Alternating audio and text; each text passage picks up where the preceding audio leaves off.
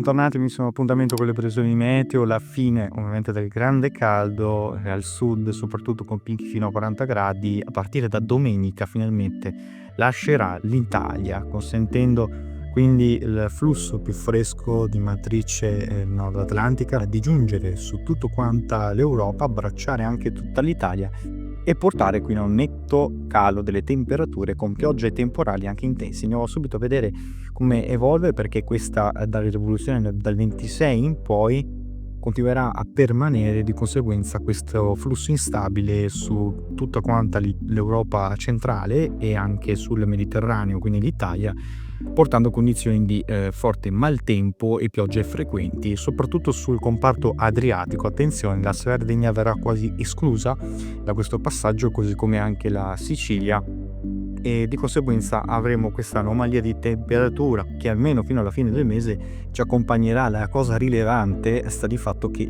pensate, sulla Scandinavia punte fino a 34 gradi, e mentre per quanto riguarda l'Europa orientale vivrà una impenata termica molto importante, sul Mar Nero anche oltre i 38 gradi, e questo affondo di correnti fresche porterà quindi a questa perturbazione la giornata di sabato, la risalita di venti ovviamente più freschi meridionali favorirà a partire già dalla nottata l'arrivo di qualche rovescio temporale, soprattutto come vedete in queste aree. Le più favorite dalle piogge intendo sono soprattutto la Lombardia, il Veneto, poi ovviamente anche l'Emilia Romagna, specialmente sull'Appennino tosco-emiliano, e poi sul Alto Adriatico lungo le coste, fino a interessare l'Appennino centrale, anche la Campania lungo le coste. La giornata di domenica vedrà, come vedete, lo spostamento poi di questa perturbazione verso il nord-est, di conseguenza migliorerà un pochino il tempo.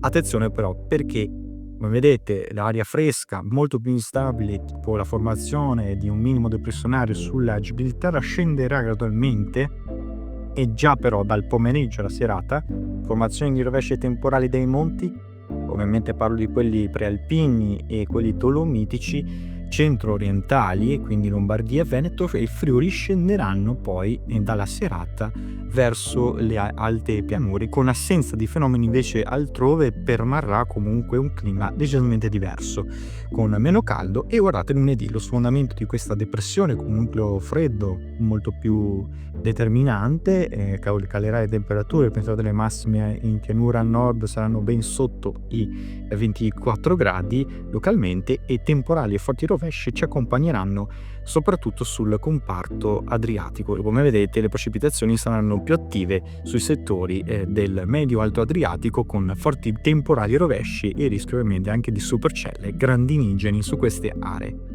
Comunque altrove non saranno ancora presenti i fenomeni, ma giungeranno al sud Italia e anche sulla Calabria nella giornata di martedì, quando questo minimo sponderà ulteriormente verso il Mar Ionio, portando sul basso Adriatico e Mar Ionio la formazione di qualche temporale, soprattutto diurno, sui settori meridionali, e quindi la comparsa anche di qualche cella temporalesca, come vedete, proprio su questi settori. Il più favorito ovviamente sempre il medio-alto Adriatico.